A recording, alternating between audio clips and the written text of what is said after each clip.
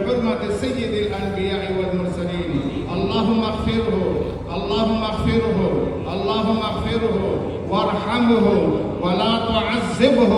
اللهم اجعل قبره روضة من رياض الجنة. اللهم باعد بينه وبين خطاياه كما باعدت بين المشرق والمغرب.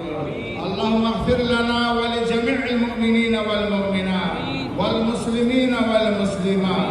اللهم يا قاضي الحاجات اقضي حاجاتنا وحاجات جميع الحاضرين. اللهم يا شافي الأمراض اشف مرضانا ومرض المؤمنين بحرمة سيد الأنبياء والمرسلين. اللهم صل على سيدنا محمد وعلى آله وصحبه وسلم.